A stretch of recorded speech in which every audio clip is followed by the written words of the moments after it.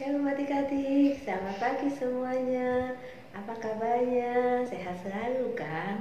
Nah adik-adik, kita bertemu lagi di kebaktian sekolah minggu online. Walaupun kita berjauhan, tapi adik-adik ada di hati Kak Ana. Tadi kalian sudah memuji nama Tuhan, sudah membesarkan nama Tuhan. Sekarang waktunya kita mau mendengarkan firman Tuhan. Sudah duduk yang baik? Dan jangan lupa siapkan Alkitab. Oke adik-adik, sekarang kita mau berdoa sebelum kita mau mendengarkan firman Tuhan. Mari kita berdoa. Tuhan, terima kasih kami sudah memuji, membesarkan nama-Mu. Sekarang Tuhan, kami mau belajar dari firman-Mu. Kami juga mau diajar melalui firman-Mu. Tuhan, terima kasih karena Tuhan mengasihi kami. Ajar kami juga untuk lebih mencintai Engkau.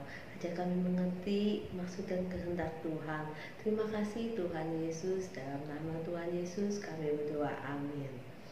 Adik-adik masih ingat kan kisah tentang Bapak Paulus ya? Kalian sudah melihat waktu itu perjalanan penginjilan Bapak Paulus. Itu ada di Alkitab mana? Di kitab Kisah Para Rasul. Kisah Para Rasul adik-adik tahu kan? Di perjanjian apa? Perjanjian Baru ya. Ingat ya, perjanjian Baru ada 27 kitab. Matius, Markus, Lukas, Yohanes, Kisah Rasul ya. Kisah Rasul itu setelah Yohanes. Nanti kita akan buka kitab kita di Kisah Para Rasul 16. Tetapi kita mengulang dulu gimana perjalanan penginjilan Bapak Paulus. Setelah Paulus bertobat, dia menggebu-gebu, dia semakin mengasihi Tuhan. Karena dia mengasihi Tuhan, maka dia pengen banyak orang diselamatkan. Banyak orang yang belum mengenal Tuhan sama seperti Paulus. Nah, Paulus waktu itu pergi dengan siapa penginjilannya? Dengan teman sepelayanan yaitu Barnabas. Dia pergi dari suatu kota ke kota, dari Antioquia dia pergi ke Siprus, dari Siprus dia pergi ke Faros, dari Faros ke Pisidia, ke Iconium, ke Listra, ke Derbe, kembali lagi ke Antioquia. Adik-adik ingat ya, beberapa minggu yang lalu setiap minggu masih diceritakan tentang perjalanan penginjilan Paulus. Nah sekarang kita melanjutkan. Setelah udah sampai di Antioquia kembali, lalu Bapak Paulus itu berpisah karena makin mereka mau membuat semua orang yang belum mengenal Tuhan di seluruh kota ini, di seluruh negara ini, Roma, mengenal Tuhan. Makanya Paulus dan Barnabas dia berpisah. Kata Paulus begini, kita berpisah, kamu pergi ke kota sini, aku pergi ke kota sini. Nah, Paulus mengajak Silas, teman pelayanannya juga yang sudah mengenal Tuhan, dan Barnabas mengajak Markus. Nah, kemana Paulus dan Silas pergi? Mereka pergi ke kota Filipi. Ya, pertama mereka pelayanan di sini di Antioquia, sekarang mereka pergi ke kota Filipi. Ke kota Filipi yaitu daerah Makedonia. Nah, kita melihat gimana pelayanan Pak Paulus di kota Filipi. Kota Filipi itu Pak Paulus bertemu dengan seorang pengusaha apa? Kain ungu. Dia menjual kain ungu. Namanya Ibu Lydia. Paulus rindu semua orang di kota Filipi mengenal Tuhan karena dia tahu Paulus mengasihi Tuhan dan dia juga mau semua orang juga seperti dia yang sudah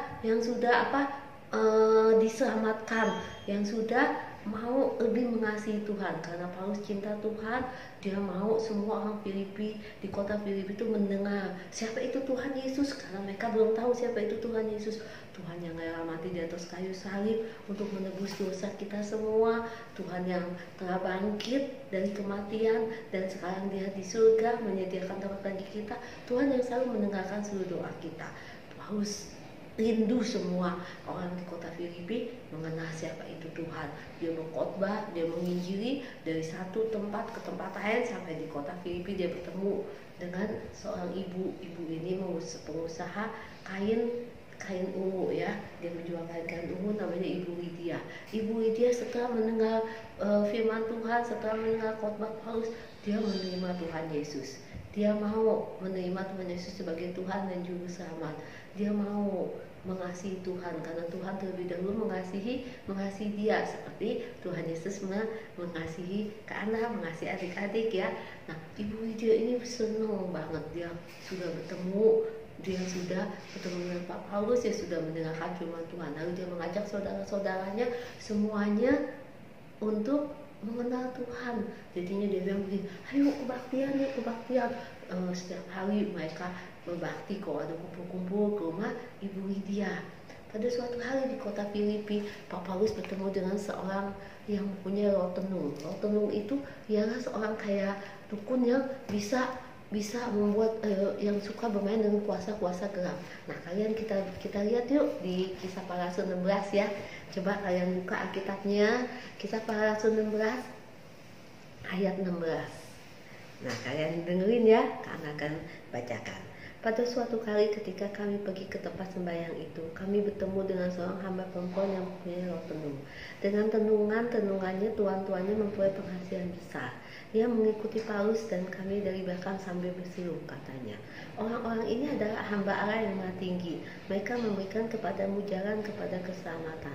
Hal itu dilakukannya beberapa hari lamanya. Tapi ketika Paulus tidak tahan lagi akan gangguan itu, ia berpaling dan berkata kepada roh itu, demi nama Yesus Kristus, aku menyuruh engkau keluar dari perempuan ini. Ketika itu juga keluar roh itu. Nah, pelayanan Paulus itu tidak gampang ya. Pelayanannya banyak ujian. Di antaranya yaitu ada kuasa kegelapan. Perempuan ini punya roh tenung. Dia juga ada bosnya. Jadinya kalau ada orang yang mau melamar melalui dia. Nah, Paulus ini gak suka. Dia lalu melayani perempuan yang punya roh tenung itu. Pertama, dia mengajak-ajak Paulus. Lalu Paulus bilang, dalam nama Tuhan Yesus, keluar roh tenung. Lalu perempuan itu mengenal Tuhan dan dia tidak mau jadi pelamar lagi. Dia mengasihi Tuhan, tetapi bosnya nggak suka ya. Kita baca di ayat 19. Ketika tuan-tuan perempuan itu melihat bahwa harapan mereka akan mendapat penghasilannya, mereka menangkap Paulus dan Silas. Nah, bosnya lihat, aduh, kita udah nggak punya penghasilan lagi nih. Waktu itu kan kita punya dia yang bisa melamar tenung, jadi kita dapat penghasilan. Sekarang dia udah gak mau karena dia udah mengenal Tuhan. Waduh, jadi gimana nih? Lalu mereka berembuk, mereka menangkap Paulus dan Silas. Paulus dan Silas dimasukkan ke dalam penjara ya. Adik-adik lihat, dimasukkan ke dalam penjara. Zaman dahulu penjara itu dipasung ya. Paulus dan Silas kakinya dipasung. Tetapi apakah Paulus dan Silas sedih? Enggak, karena Paulus bilang, bagiku hidup adalah untuk Kristus. Dia malah menyanyi. Dia nyanyi. Kalau zaman dulu, mungkin kalau sekarang dia nyanyi begini, ku mau cinta Yesus selamanya. Dia bilang dia mau cinta Yesus walau apapun yang terjadi. Walaupun dia ditangkap, tapi dia tetap bersuka cita. Karena dia tahu Tuhan yang dia sembah, Tuhan yang hidup, Tuhan yang selalu menolong. Walaupun apapun yang terjadi, dia tetap mencintai Tuhan ya adik-adik. Nah, Paulus dan Silas dia bernyanyi, dia memuji Tuhan, dia berdoa kepada Tuhan. Pada tengah malam, pada saat dia menyanyi, hati dia penuh sukacita karena dia tahu siapa yang dia sembah, Tuhan Yesus yang dia sembah, Tuhan yang hidup. Dia tetap memuji Tuhan walau apapun yang terjadi. Dia tetap memuji Tuhan karena dia gak takut. Kata dia, bagiku hidup adalah untuk Kristus. Pada saat dia memuji-muji Tuhan, tiba-tiba pintu penjara terbuka bergoncang. Pintu penjara tergoncang. Wah, tergoncang. Dan belenggunya terbuka. Waduh, kayak dia pikir apa gempa bumi. Wah, gempa bumi. Semua orang pada panik. Semua dalam penjara panik. Waduh, pasti ini gempa bumi. Tapi Paulus bilang, tenang, gak ada gempa bumi. Lalu Paulus bertemu dengan kepala penjara. Semua terbuka ya, kepala penjara sampai takut. Dia bilang, aduh, tolong dong, nanti saya gimana nih laporan sama kepala saya. Kok kamu terlepas gitu. Terus kata Paulus, jangan takut, aku tidak kemana-mana. Jangan takut, ini karena kuasa Tuhan, karena kuasa Tuhan. Nah, sekarang kalian lihat ya, kepala penjara ini percaya juga kepada Tuhan. Kita lihat ya, di ayat 30. Ia mengantar mereka keluar sambil berkata, Tuhan, apakah yang harus aku perbuat supaya aku selamat? Maka kepala penjara itu bilang begini, tuh sekarang saya mau mengikut Tuhannya kamu, Tuhannya Rasul Paulus, Tuhannya Pak Paulus. Apa yang harus saya lakukan? Lalu di pasal 31 bilang begini, Jawab mereka, jawab Paulus dan Silas ya, percayalah kepada Tuhan Yesus Kristus dan engkau akan selamat, engkau dan seisi rumahmu. Mereka bilang, saya mau percaya. Lalu mereka memberitakan firman Tuhan kepadanya dan kepada semua orang yang ada di rumahnya. Pada jam itu juga kepala penjara itu membawa mereka dan membasuh biru mereka. Seketika itu juga ia dan keluarganya memberi diri dibaptis. Hai, puji Tuhan ya. Pada saat kepala penjara diberitakan firman Tuhan, lalu dia memberi diri dibaptis beserta dengan keluarganya, dan mereka diselamatkan sesuai dengan ini. Percayalah kepada Tuhan Yesus Kristus dan engkau akan selamat, engkau dan seisi keluargamu. Kepala penjara itu selamat dan Paulus bebas ya, dia tidak dipenjara lagi. Terus dia akan mau meninggalkan kota Filipi karena dia mau melanjutkan ke kota lain. Dia mau melanjutkan pelayanannya ke kota lain karena banyak orang yang mau menunggu. Dia mau merindu semua orang diselamatkan mendengarkan firman Tuhan. Tetapi orang di kota Filipi tidak khawatir lagi karena dia sudah banyak yang mengenal Tuhan. Mereka buat kelompok-kelompok, mereka membuat persekutuan. Tetapi mereka juga memikirkan, gimana ya nanti Paulus pelayanannya, gimana ya kita harus kirim. Walaupun orang di kota Filipina nggak terlalu kaya-kaya, mereka ngumpulin duit. Ayo kita kumpulin duit, nanti kita kirim ke Paulus untuk pelayanan dia. Kita harus nopang pelayanan dia. Dia kan butuh makan, butuh pakaian, apa. Kita lihat di Filipi ya, kalian buka di Filipi 4. Sudah, Filipi setelah Efesus Filipi, setelah Efesus Filipi Kolose. Jadi setelah Efesus ada Filipi 4. Kita lihat di Filipi 4 ayat 10. Terima kasih atas pemberian jemaat. Rasul Paulus menulis surat kepada jemaat di Filipi. Ya, banyak kalian kalau baca Alkitab, kalian akan lihat Rasul Paulus menulis surat kepada orang Galatia, jemaat di Galatia, di Filipi, di Kolose. Nah, di Filipi Rasul Paulus mengucap syukur ya, aku sangat bersukacita dalam Tuhan bahwa akhirnya pikiranmu dan perasaanmu bertumbuh kembali untuk aku. Memang selalu ada perhatianmu, tetapi tidak ada kesempatan bagimu. Filipi itu selalu punya hati yang memberi. Dia mau memberi kepada Paulus sebagai utusan Injil. Dia ngumpulin, lalu mereka kirim kepada Paulus. Siapa yang mereka kirim? Si Epafroditus ya. Nah, ketika di ayat 16 kalian lihat ya, Filipi 4 ayat 16, karena di Tesalonika pun kamu telah 1-2 kali mengirimkan bantuan kepadaku, tetapi yang kuutamakan bukanlah pemberian itu, melainkan buahnya yang makin membesar keuntungan. Kini aku telah menerima semua yang perlu daripadamu, malahan lebih daripada itu. Aku berkelimpahan, karena aku telah menerima kirimanmu dari Epafroditus. Orang jemaat Filipi bilang gini, Epafroditus, kamu coba lihat Rasul Paulus ada di mana. Kita udah kumpulin nih banyak, kita kirimin ke dia karena pelayanan, karena dia melayani, dia juga butuh makan, dia butuh pakaian, dia butuh segala macam.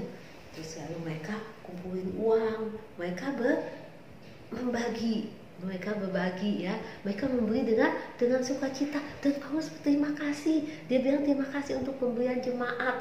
Paulus mengucap syukur karena mereka berbuah. Mereka sudah mengenal firman Tuhan dan mereka berbuah. Kita lihat ayat Alkitab kita, yaitu ayat hafalan kita ada di 2 Korintus 9 ayat 7b. Coba kalian buka Alkitabnya di 2 Korintus 9 ayat 7b. Sudah buka Alkitabnya?